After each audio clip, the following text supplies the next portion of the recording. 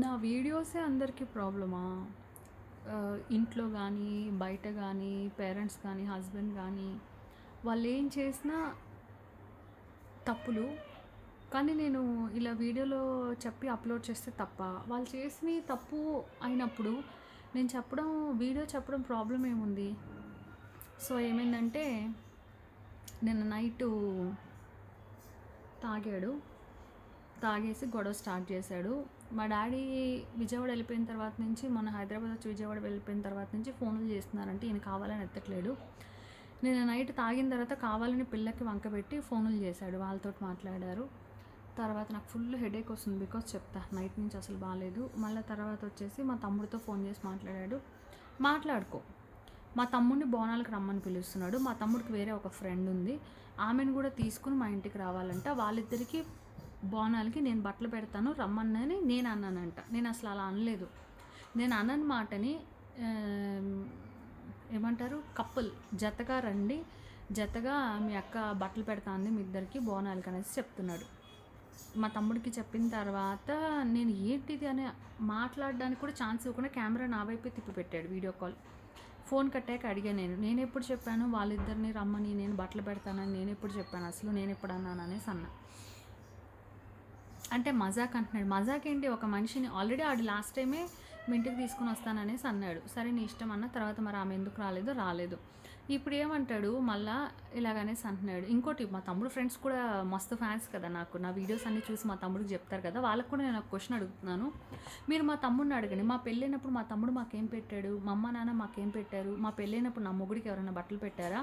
అంటే అక్క బట్టలు పెడితేనే తమ్ముడు పెళ్ళి అవుతుంది అనే లెక్క అయితే కనుక, మరి మా హస్బెండ్ వాళ్ళ అక్క మాకు ఏ బట్టలు పెట్టిందని మేము కాపురం చేసి పిల్లల్ని కన్నాం, నాకు అర్థం కావట్లా. అంటే ఇక్కడ మ్యాటర్ ఏంటంటే నా మొగుడు మంచోడు అయిపోవాలి, నేను చెడ్డదాన్ని అయిపోవాలి. ఇక్కడ మ్యాటర్ ఇద్దరికి కలిపి ఒక 10,000 20,000 అయితే బట్టలకి, ఒక జత బట్టలు పెట్టడం గురించి కాదు నేను అనేది ఏంటంటే నా మొగుడు హ్యాపీనెస్ అనేది డబ్బులు ఖర్చు పెడితేనే ఆయనకి హ్యాపీనెస్ వస్తుంది. ఇక్కడికి వచ్చినప్పుడు మందు తాగేటప్పుడు అంట ఆమె కాల్స్ చేస్తుందంట మా తమ్ముడికి, సంథింగ్ ఏదో, అందువల్ల ఇద్దరు ఒక దగ్గరే. అది ఏంటో మా ఆయన మైండ్ సెట్ ఏంటో నాకు అర్థం కాదు. సో ఆ మ్యాటర్ అయితే అదనమాట. అయితే ఫ్రెండ్స్కి పెట్టాలి, వాళ్ళ ఫ్యామిలీకి పెట్టాలి, మా ఫ్యామిలీకి పెట్టాలి. ఏదైనా పెడితే కానీ ఆ అబ్బాయికి హ్యాపీనెస్ ఉండదు. అంటే ఏదైనా ఖర్చు పెట్టాలి. నువ్వు పిలిస్తే పిలుచుకో బోనాలకి మా తమ్ముడిని, నేను కాదనట్లేదు. తాగిపిస్తావు, రోజు తినిపిస్తావు, వేలకు ఖర్చు అవుతుంది. మళ్ళీ వేరే వాళ్ళకి తీసుకుని ఇంటికి వచ్చి అంటే పిల్ల ముందు అది అంతా ఏం చెప్తాడు, పిల్ల అడుగుతుంది ఏం చెప్తాడు, నాకు అర్థం కావట్లేదు. అదంతా మా ఆయన చేసేది ఏంటో నాకు అర్థం కావట్లేదు. అంటే ఆయన తాగుడు కోసం ఇల్లు ఒక లాడ్జింగ్ అయినా కూడా ఆయనకి పర్లేదు, తాగుడే ఇంపార్టెంట్. ఇంతకుముందు కూడా చాలాసార్లు ఇలాగే చేశాడు. వాళ్ళ ఫ్రెండ్స్ కొంతమంది వల్ల పర్టికులర్గా నాకు ఇబ్బందిగా ఉంది అన్నా కూడా వాళ్ళని ఇంటికి తీసుకొచ్చి తాగబోయిచ్చి నైట్ ఇంట్లోనే ఉంచుతాడు. తాగుడు కావాలి, తాగుడు కోసం ఏమైనా చేస్తాడు. అయితే తను తాగి ఎంతన్నా గొడవలు చేయొచ్చంట. నేను వాళ్ళ పేరెంట్స్కి ఫోన్ చేసి చెప్పకూడదంట, వాళ్ళ ఫ్రెండ్స్కి ఫోన్ చేసి చెప్పకూడదంట.